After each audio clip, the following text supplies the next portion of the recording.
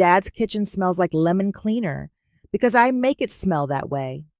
If I skip a week, it smells like old coffee and whatever candle Carmen has decided means home now. Usually vanilla lavender, strong enough to make the fridge taste sweet. My name is Fatima Hall. I'm 34. I work in medical billing at a clinic 15 minutes from Dad's house, and for the last 6 months I've been his ride, his pillbox, and the person who remembers which follow-up is where. Dad is Don, 66, a retired warehouse foreman. In April, he had his left knee replaced. In June, they repaired a hernia that showed up while he was learning to use the cane. He hates asking for help, but will accept it if you bring it without a speech. He's grateful, and he's easy to sway if it keeps the peace. Carmen moved in mid-June, right after the second surgery. She's 58, likes things labeled, and treats territory like it's a job. The first thing she unpacked was a crate of candles and a label maker. The spice rack looks like a tiny office supply aisle. Brian is my brother, 31, a freelance marketing guy who is always slammed, especially on days with appointments or heavy groceries. His texts are jokes and excuses. Rain check sis, client meltdown LOL. Rowan is Carmen's son.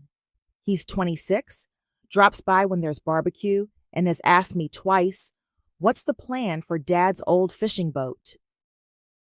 The boat's in a storage unit off Route 9. Been there since Dad stopped towing it last year. Nobody's plan, as far as I'm concerned. On Wednesday after work, I let myself in. Dad's in his recliner, TV low. The pill box is on the table with Monday, Wednesday mixed like confetti, water pills sitting on top of a pain med, a stray multivitamin in Tuesday's morning slot. Paris, the home health nurse, comes twice a week. She's been good about calling if Dad's off. I still reset the box every Sunday and check midweek. I wash my hands, dump the whole thing, and start over. Blue for morning, white for night. The tiny diuretic last, so it doesn't get lost. Dad watches me like I'm dealing cards. You don't have to do all that, Fadi, he says, voice soft. I know. I snap Wednesday shut. I also don't want Paris texting me at 9 p.m. again. The kitchen faucet drips. It's been doing that since the hernia. Last week, I put in new washers and a fresh aerator while Carmen told me about a chore chart she was making. Today, it's taped to the fridge. Trash, floors, bath, groceries, meds, apps. Under each, one name. Fatima. Carmen breezes in with a bag of votives. I did a big tidy, she announces like a press release. Also, since you're here, guests rinse their plates and wipe the stove. Dad looks at the salt shaker like it might help. I count 3 breaths, wipe the stove, and say, I'm not a guest, Carmen. She smiles without teeth. You don't live here. I also don't bill by the hour, I say, keeping my voice even. But I'm keeping track. Her eyebrows jump. That's your personal choice. I rinse my plate. The lemon cleaner floats up again like a reminder. My job makes me careful with paper. People sign things without drama every day. HIPAA forms, consents, receipts. I dig in my work tote and pull out a single page I drafted last night. Simple. Dates, what I do, that I've paid out of pocket for co-pays and supplies, that I'm authorized to discuss appointments with providers, and that Dad intends to reimburse me when he can. Not a power move, just a record. Dad, I say, turning to him, I need you to sign this. It's a caregiver agreement. It says what I've been doing and that we all agree it's happening. He shifts, knee stiff. Now, I say. It keeps things clear. Carmen laughs, small and sharp. That's dramatic. Dad takes the pen anyway. He reads slower than he used to, lips moving a little. When he gets to the reimbursement part, his eyes flick to me, then to Carmen. He doesn't like choosing sides. He hates the idea that there are sides. Don, Carmen starts, we don't need. I don't want misunderstandings, he says, eyes down. He signs. His D looks like it always has, hooked and heavy. He hands the pen back like it weighs something. Thank you, I say, and slide the paper into a plastic sleeve. I put it in a thin blue folder. I print a second copy later at home and tuck that in too. Sunday dinner is a thing here whether I like it or not. We pass the roast and pretend it's all normal. Lately, the air feels like it's about to crack. Before I leave, I take the trash, mop the sticky corner by the fridge, and line up the pillbox. Carmen lights another candle. Vanilla tries to fight the lemon and loses. Dad dozes off with the TV remote on his belly. On my way out, I tape the chore chart back to the fridge. It was curling. My name sits under every line like a punchline. I put my hand on the cool metal for a second, then let go. Sunday, I bring the folder. We're going to stop pretending. Carmen slides a piece of paper toward my plate like it's dessert.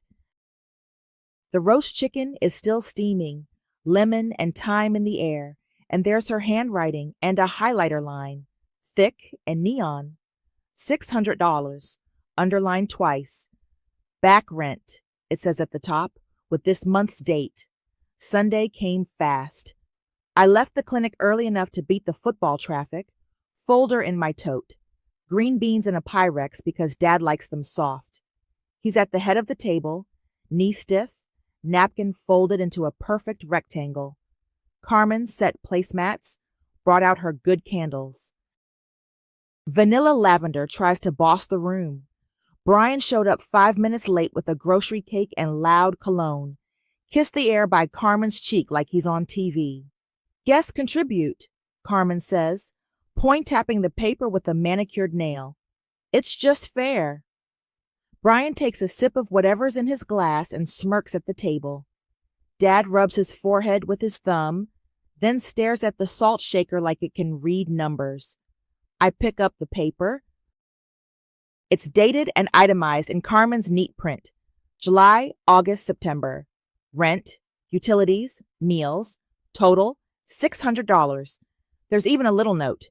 Going forward, $200 month due on the 1st. I count 3 breaths. 1, 2, 3. The chicken skin cracks under the knife. The sound is louder than it should be. Is this, I say, keeping my voice steady, for the months I paid copays and supplies? Or is this something else? Carmen tilts her head like a manager in a meeting. Those were your personal choices, she says. This is about the household. My personal choices, I say. I set the paper down exactly where she slid it. Like buying Dad's compression socks.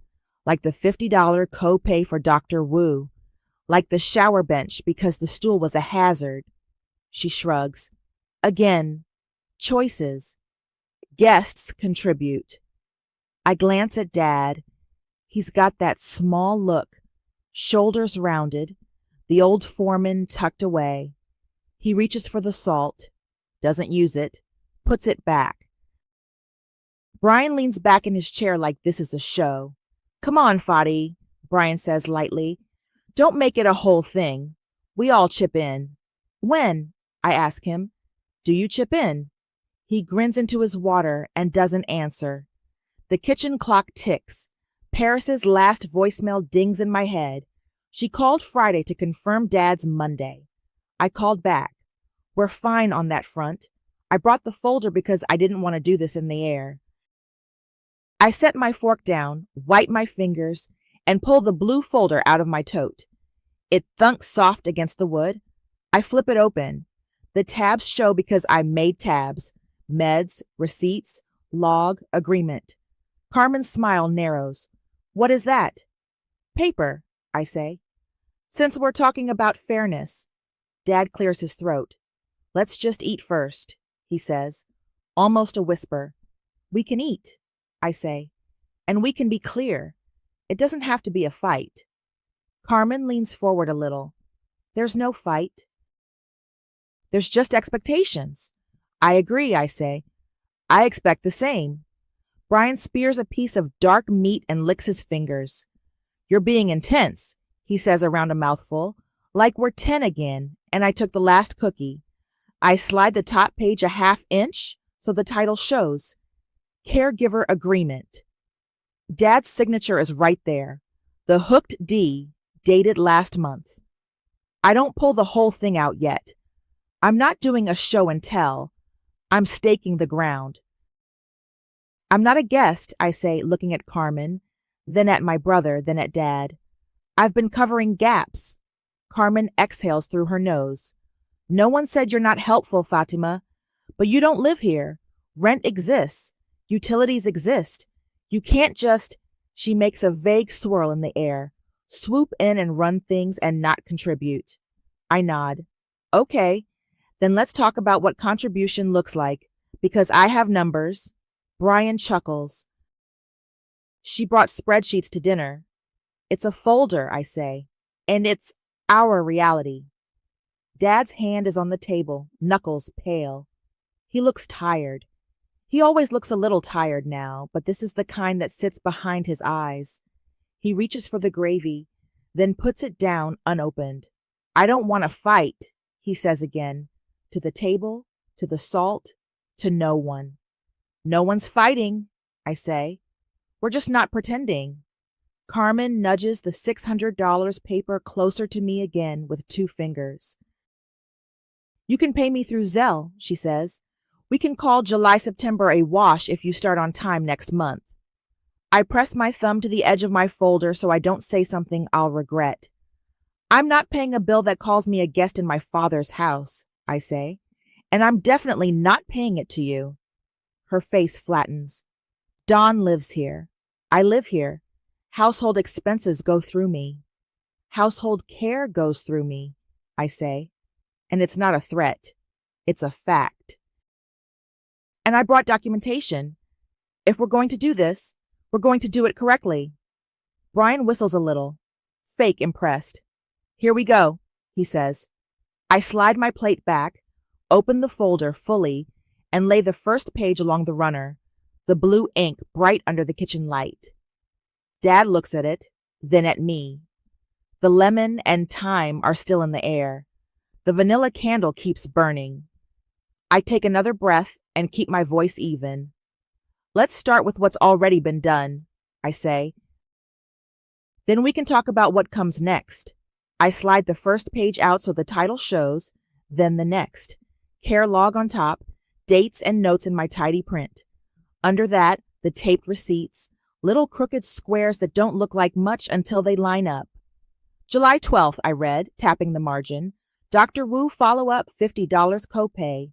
August 3rd, shower bench, $89.99.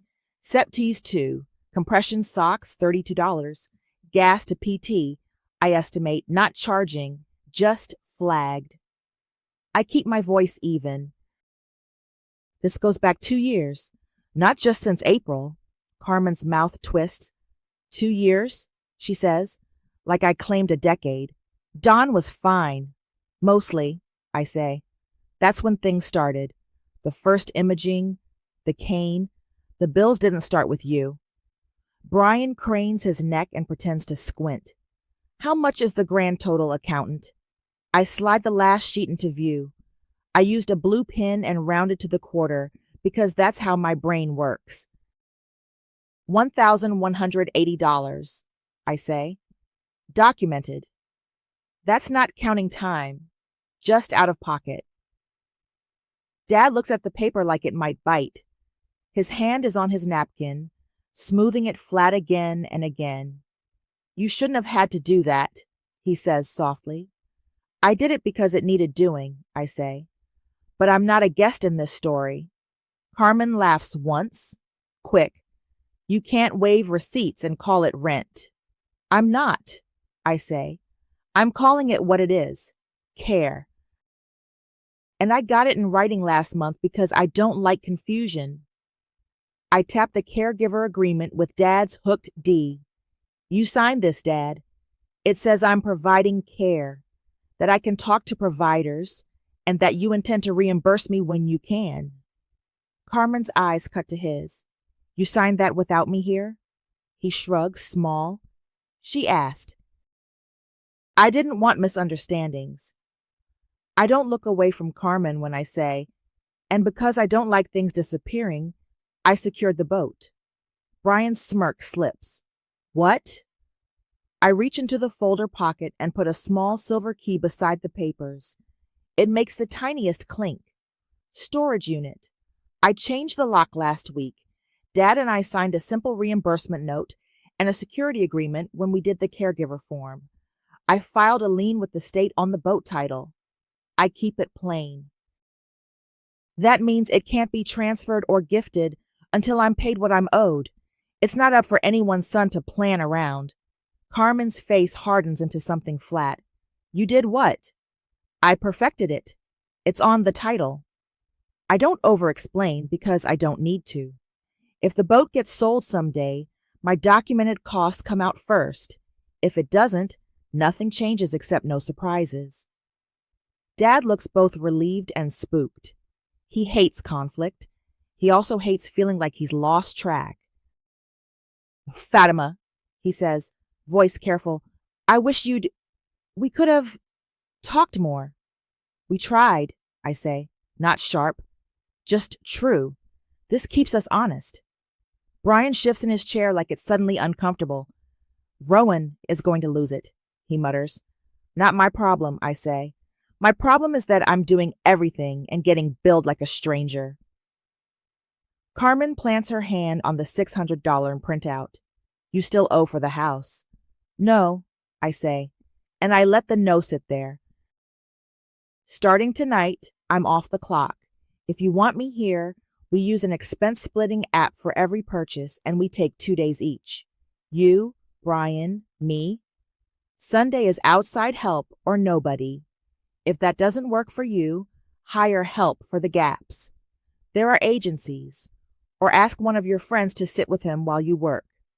Dad swallows, Adam's apple bobbing.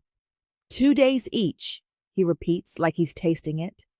It's fair, I say, and it gets me out of being the mop. Carmen folds her arms. You can't just quit. I'm not quitting, I say. I'm setting terms. Brian raises his glass like a toast. Terms. Fancy.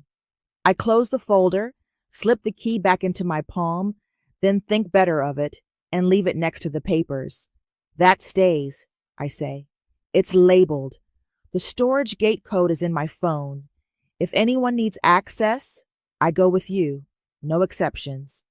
Carmen's eyebrows go up. You don't get to police. I get to protect Dad's assets until we're square, I say.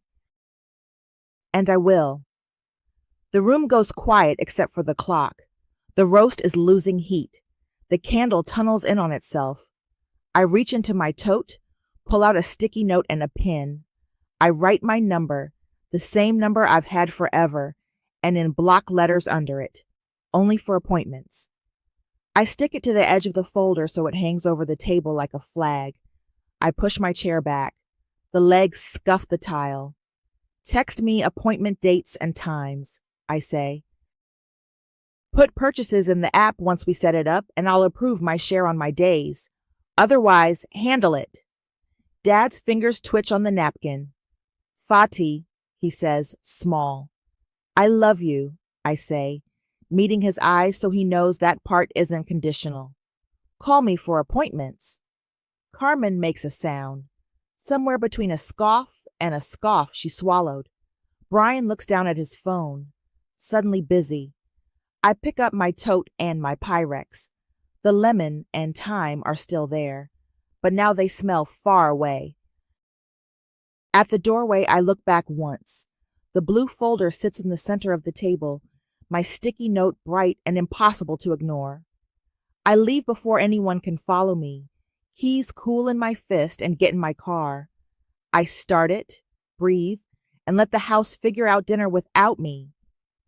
Monday morning starts with a group text that wasn't a group until Carmen added me. Carmen, house stuff. Carmen, please confirm payment of $600 back rent by Wednesday. Going forward $200 on the 1st. Thanks. Brian, I can swing by after my 2 p.m., Dad. We good on leftovers? Brian, Lowell Carmen. You're really doing the charts, huh? I stare at the screen, drink my coffee, and hit decline on the Zelle request that comes through with back rent in the memo. It pings red, then disappears. Paris calls at 9:10. Hey, Fatima, I'm at your dad's. He's not answering the door. I called his cell, no pickup. I'm trying again in 10. I'm not there, I say. I left my number for appointments. I have it, she says gently. This was on the calendar from last week. I'll swing back later if I can. 10 minutes later, she texts, he opened the door. He thought I was tomorrow. Pillbox is off. He seemed mixed up about the water pills. We talked safe dosing. He was embarrassed. I stand at my sink and watch a squirrel fall off the fence and pop back up like nothing happened. The urge to grab my keys sits heavy in my hand. I take a breath and don't move. At lunch, Carmen calls twice. No voicemail either time. I put my phone face down and finish my yogurt at my desk, then schedule auto pay on 2 of my own bills because my brain needs to do something helpful that isn't theirs. By Tuesday night, there's a new text. Brian. I'll grab him for PT tomorrow. Chill, fam. I don't reply. I fold laundry, change my sheets, and set my alarm for 6:30. I sleep until 7:45 without the panic that has lived in my chest since April. I'm late to nothing. The quiet in my apartment feels like the sound when a fridge stops humming. At 10:15, I get a text from a number I don't have saved. Cliff? Hey, it's Cliff from 2 houses down from your dad. Carmen said you're stepping back. Don needed a ride to his knee place. I took him. 40 cash is fine. Just FYI, I call him because that deserves a voice. Cliff, thank you. No problem, he says. I can hear wind, like he's walking. He was ready early, then forgot his check-in card, then remembered he doesn't need one anymore. He was okay. We got there and back. He walks slow. I helped with the steps. Thank you, I say again. I'll pay you through whatever app you like if that helps. Or cash next time I see you. Nah. He gave me 40, he says. I told him 20 was fine, but he insisted. I'm not going to argue with a man in a brace. I swallow. Okay. Thank you for not arguing. Hey, he says, a little softer. Boundaries are good. I've seen things. We hang up. I put his number in my phone and label it Cliff Next Door. I text Paris to ask how Dad seemed otherwise. She replies, Pride's bruised. He needed a nudge on the afternoon dose. I'll see him Friday. Wednesday afternoon, Carmen tries again. Carmen, you can't decline rent and keep acting like. Carmen, you have to be reasonable. I don't respond. At 4:22, she writes, What is the code for the storage gate? I stare at that for a long time. I put my phone back down. At 5:03, the storage facility app pings. Gate access attempt failed. Wrong PIN entered. 5:01 p.m. I scroll to the activity log. No unit door opens. The lock shows no activity at all. The little icon next to my unit number is a green circle. Secure. I exhale. I don't reply to Carmen's gate text. She doesn't follow up. Dad calls at 6:30. I let it go to voicemail because I'm in line at the grocery store, and I told myself I'd only pick up for appointments. He leaves one. Hey, Fadi, I saw Paris. We're good. I'm fine. Love you. He sounds tired, but not breathless, which is my private measurement of okay. Brian posts an Instagram story of a pint glass sweating on a patio, captioned Client Debrief with a laughing emoji. The timestamp sits on top of the microwave burrito on Dad's counter in the corner of the frame. I hate that I know Dad's counter.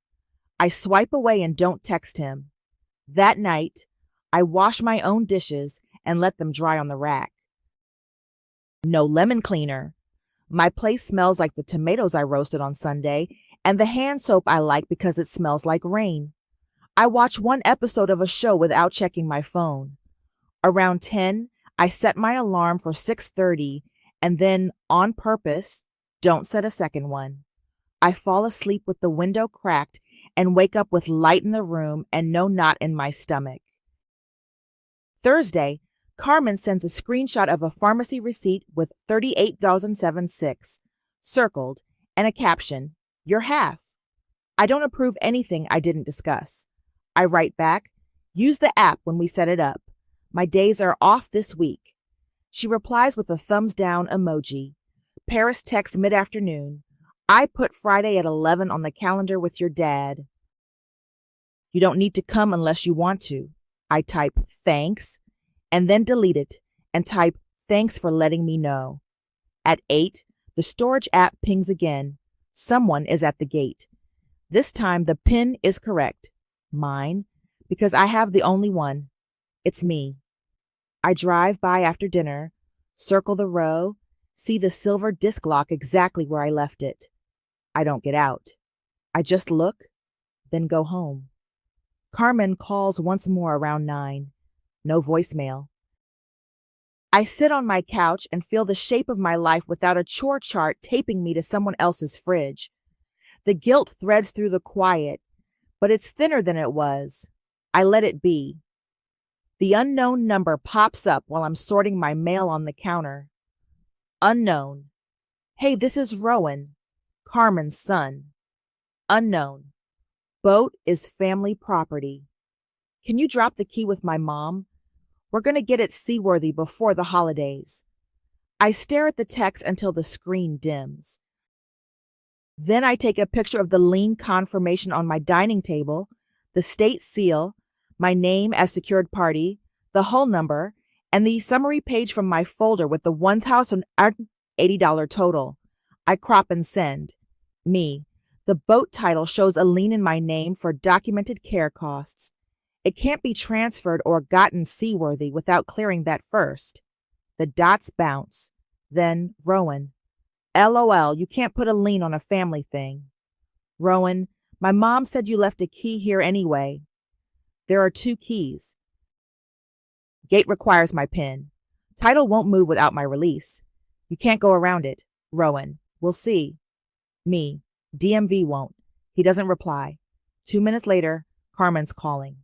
I let it ring. It pops back immediately as a group call. Carmen, paused on. I hit decline and type, fingers steady. Me. I'll speak to Dad alone. Not on a 3-way. She doesn't answer. 10 minutes later, I get 2 voicemails from Dad. The first is short. Hey, Fatih. Carmen said, just call me when you can. The second, a minute after, it doesn't have to be a big, just talk to me. Love you. His voice wobbles on the last word. I call him back and keep it simple. Porch tomorrow at 6. Just a talk. No chores. He exhales, like I handed him something heavy and simple at the same time. Okay, he says. Porch. At 5:40, Paris texts, if the pillbox isn't organized by Friday, I have to note non-compliance. He mixed doses again today. That lands like a little stone in my stomach. I type back, I'll address it with him tomorrow. Thanks for the heads up. Thursday night, Brian posts a boomerang of clinking pint glasses, captioned Happy Hour Debrief. In the corner, I catch Dad's counter again. Another burrito, different day, same plate. I put my phone down. The point of stepping back is to let the gaps show up where they belong. It still feels like I'm watching someone leave the fridge door open. At 8:20, Rowan tries again. Rowan, I'll just take Don to DMV. You won't be there to block it. Relax. Me.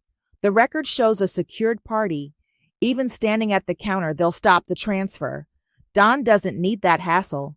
Rowan, you're doing too much. It's a boat. Me. It's Dad's asset. We'll handle it with him. My phone lights up with another incoming group call from Carmen. I don't answer. I text her instead. Stop adding Dad to calls. I meet him tomorrow at 6. Porch. She sends back a single period, then nothing. Friday at 11, Paris texts. Saw him. He said his morning doses, but not afternoon. He said he's meeting you later. Please reinforce. I'm required to document. Got it, I reply. I put a reminder on my calendar. Talk pillbox plan. Not do it. Plan it. At lunch, I pick up 2 iced teas from the deli near the clinic and drive the long way past the storage facility. The app doesn't ping. The dust on the row is undisturbed. The disc lock sits where I left it, dull and obedient. I keep driving. At 5:55, I pull up to Dad's. The porch light is already on, though the sun's still working. He's in the camp chair we used last summer for fireworks, slippers dusty, a flannel over his tea. There's a folded piece of paper on the little table between us, the $600 printout, now with a coffee ring. I didn't ask her to do this, he says, before I even sit. I know, I say. I slide 1 tea toward him. I'm not paying it. He nods, eyes on the street. Cars cut around the corner too fast. The neighbor's dog barks like it forgot how to stop.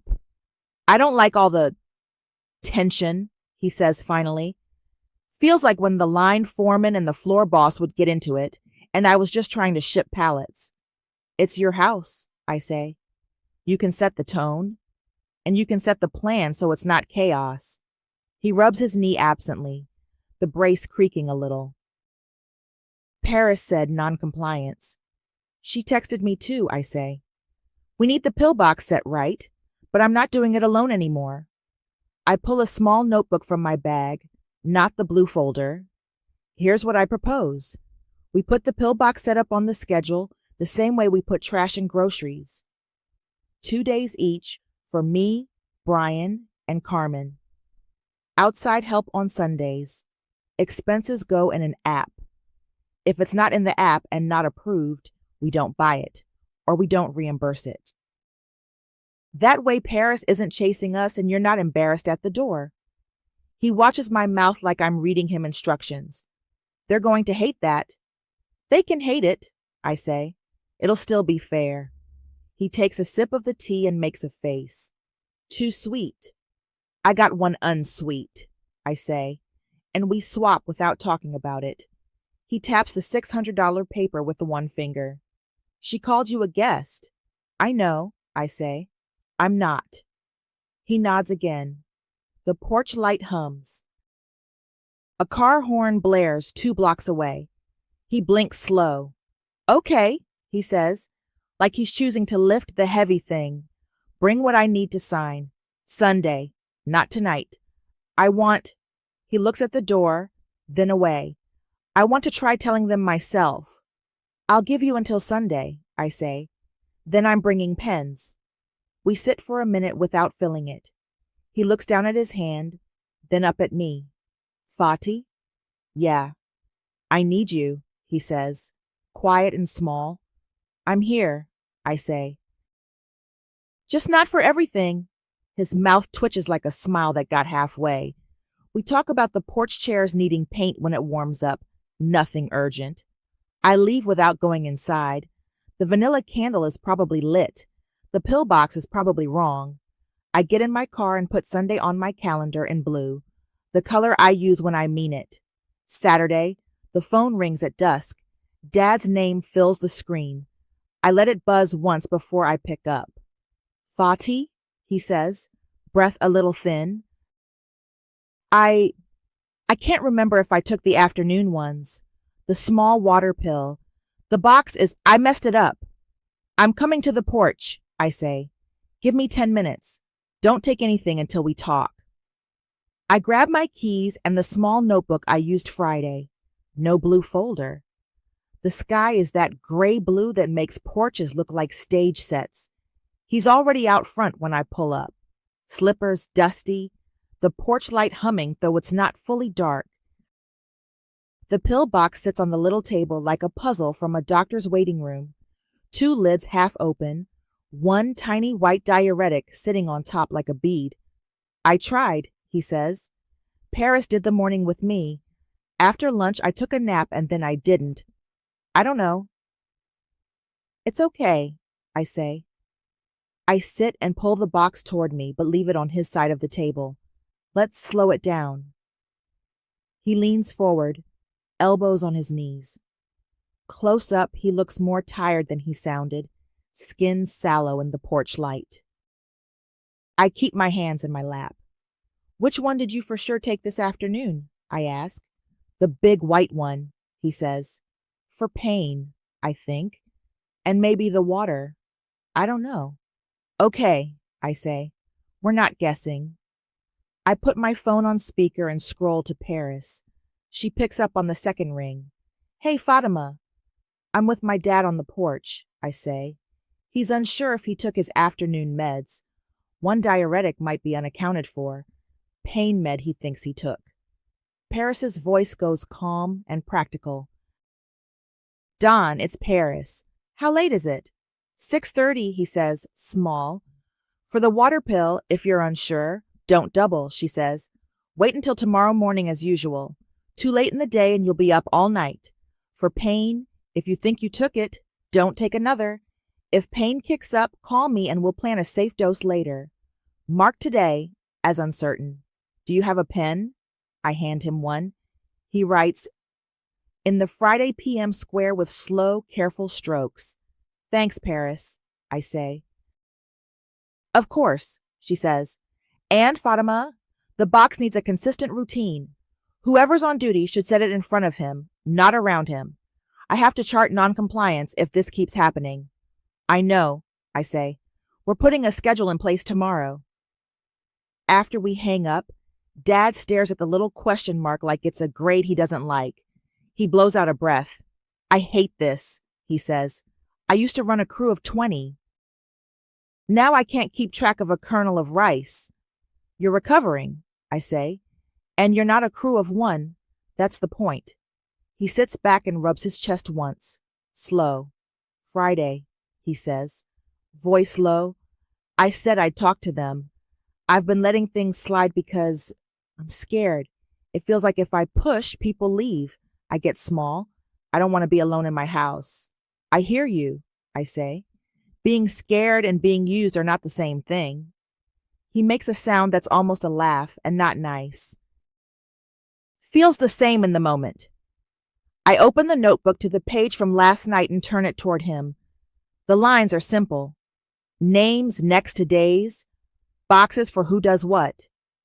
This is what I'm asking you to put your name to tomorrow, I say. Mondays and Thursdays, Carmen. Tuesdays and Saturday mornings, Brian. Wednesdays and Fridays, me. Sundays are nobody. Outside help if needed. Cliff or an agency. Pill box gets set on each person's days while you're sitting at the table. All expenses go in the app. If it's not in there and approved, it doesn't get bought or reimbursed. No more surprise receipts. No more three-way calls. He reads it, tracing each line with his finger like he's following a map. They'll say it's too much. It's less than I've been doing, I say. It's the minimum. He nods slowly. A car turns the corner too fast and the porch light hums louder, or maybe that's just us hearing it. He looks at the pill box again, then at me. I don't want to lose you, he says, voice cracked open. You won't, I say. I'm here. I'm just not doing all of it, all the time. He reaches across the little table and his hand hovers up for a second, like he's not sure if he's allowed. I put mine out. His palm is warm and dry. He squeezes, gentle like he's scared of my bones. I need you, he says, whisper flat. It's the same words as last night, but it lands different with the question mark in the Friday square. I know, I say. You also need a plan. He lets go and sits back. Tomorrow, he says, like he's practicing the sound. Tomorrow I'll say it. Sign it. Bring your pen, I say. I'll bring mine. We sit a while. I don't touch the pill box, but I walk him through the rest of the weekend. He'll take his morning meds with breakfast, skip any makeup tonight, and call Paris if the pain breaks through. He repeats it back to me, eyes on the box, then closes each lid with slow clicks like he's sealing a deal. On my way to the car, my phone buzzes. The storage app shows a gate attempt at 5:58 with the wrong PIN. No access. I don't mention it. Not tonight. At home, I print the schedule clean and a fresh copy of the caregiver agreement he already signed. This time with the schedule attached. I check the PIN in my tote. It writes in blue. Sunday gets a second star on my calendar. Then I turn off my porch light and let my apartment be quiet on purpose. Sunday, I bring my pen, the printed schedule, and a clean copy of the caregiver agreement with the schedule stapled to it. I also bring rolls and a salad because I know how to disarm a table. Carmen has the placemats out and the vanilla candle lit like a mascot. Brian shows up with a six-pack and no opener, then leaves to borrow one from Cliff. Dad sits at the head, knee stiff, napkin folded into a square he keeps moving around. The blue folder is in my tote, but I set the schedule on the table so there's no way to miss it. We eat 3 polite bites. The clock ticks. Dad clears his throat and keeps his eyes on his plate. I'm not losing my daughter over chores, he says. He reaches for the paper with 2 fingers like it might burn him and slides it toward himself. We're doing a schedule. We're doing the app. Or we hire help. Carmen blinks twice, smile pinned in place. Don, he holds up a hand, palm down. It's not hard, just enough. No, he says, and I can hear the foreman. Enough confusion. Mondays and Thursdays, Carmen. Tuesdays and Saturday mornings, Brian. Wednesdays and Fridays, Fatima. Sundays, nobody. If we need someone, we pay for it. Brian laughs like it's a joke. Saturday morning, I got client calls. You have a phone, Dad says. Bring it. Or trade with someone and put it on the schedule. But not nothing. Carmen inhales. This is a lot. It's less than what I've been doing, I say, because he said I didn't have to talk and I don't want to, but I'm not going to let it slide. And, Dad says, nodding at the paper, expenses go in the app. If it's not in there and not agreed, I'm not paying it. Back rent, he gestures toward the coffee ring printout on the counter, is not a thing. Carmen's lips pinch. Brian's eyes go to his phone and then away like it's interesting. Dad picks up my pen. His D-hook's heavy, same as last time. He signs the bottom of the schedule and the attached agreement. I sign on the caregiver line again, dated. I slide the paper toward Carmen and Brian. They don't touch the pen. We'll text the app link right after dinner, I say. It's simple. You take a photo of the receipt, we all see it. If we agree, we split. If we don't, it sits there. No more mystery charges. Fine, Carmen says, flat. We finish eating without talking about it more. After we clear the table, Dad leans back and looks at me. Let's list the boat, he says, like he's ordering coffee. I nod. We drive to the storage unit in my car. The late sun hits the rose and turns the dust gold. I punch my pin and the gate slides open. The disc lock looks the way it did last time, dull and exactly where I left it. We roll up the door and there it is, Dad's old aluminum fishing boat, seats a little cracked, outboard under a tarp, trailer tires low but not flat. I take photos, bow, stern, the motor with the model plate visible, trailer hitch, the little cracked seat Dad used to sit on while tying lures. I post to Marketplace and Craigslist. 14 aluminum fishing boat, older but solid. Outboard needs a tune-up. Trailer included. Clear title with lien release. Provided at sale. $2,400 OBO. Cash only. Must tow. We get 6 lowball messages in 10 minutes and 1 serious one. Can see today. Cash. Evan. Profile shows a shop logo and a picture of a small base. I ask when. He says, in an hour. I'll bring a compressor for the tires. I send the address. While we wait, I print the lien release from my email on my phone at the facility's office. 50 cents a page, and the manager doesn't ask questions. Dad sits on the edge of the unit in the shade, looking at the boat like it's a family album. Evan shows up in a pickup with a friend and a portable compressor. He walks around the boat, knocks the hull with his knuckles, checks the trailer lights with the battery pack he brought. He offers $2,000 cash. It's fair, quick, clean. Dad looks at me. I nod. We count the bills on the flat of the trailer, make a bill of sale with both our names and the hull number, sign the title, and the lien release. Evan airs the tires, hooks the trailer, straps the boat, thanks Dad, and drives out slow. The slot where the boat was looks suddenly huge.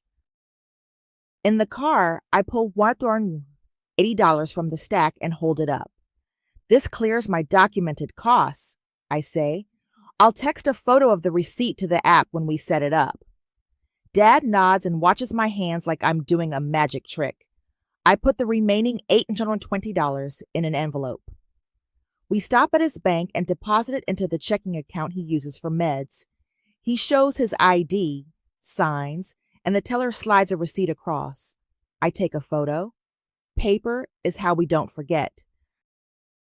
Back at the house, the parking strip is empty where Evan's truck was, and the vanilla candle is still sputtering on the counter. Rowan's car pulls up as we walk in.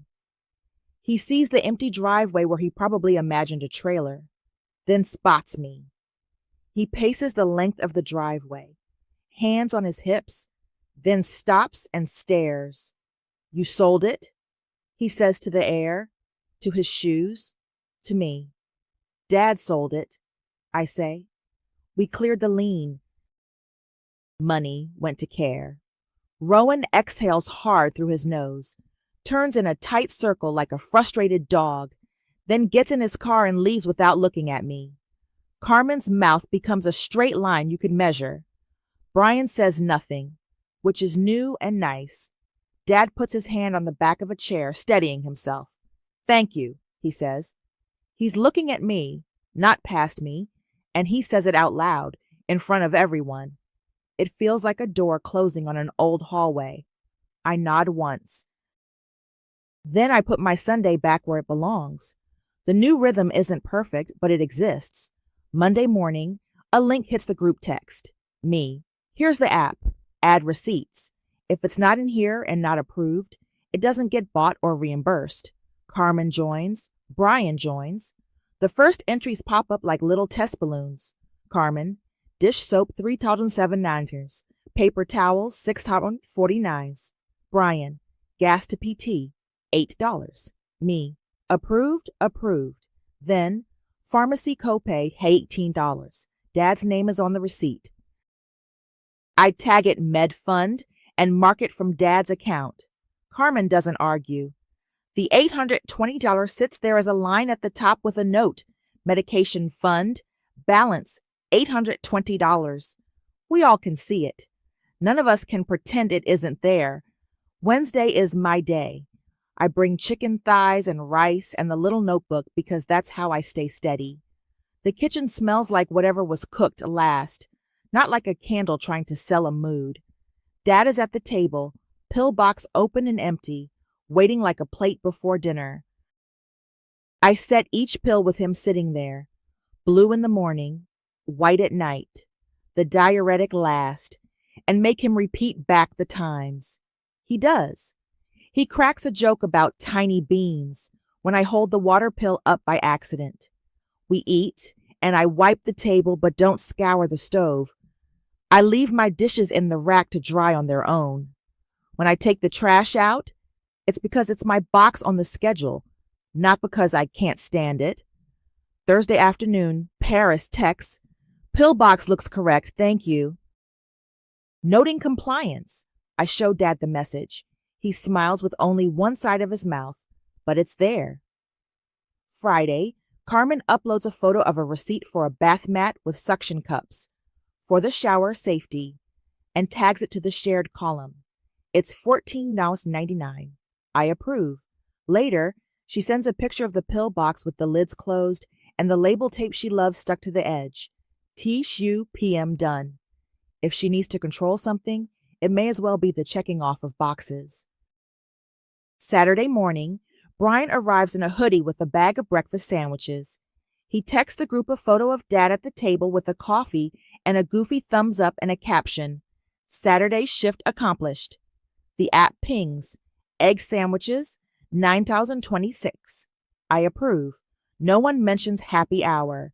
We hire Cliff for a midday drive the next week when Dad's PT gets moved. I text him through the app and set $40 as the rate because we all agreed that on the porch. He shows up 5 minutes early, helps Dad down the steps, and texts me a photo when they're back.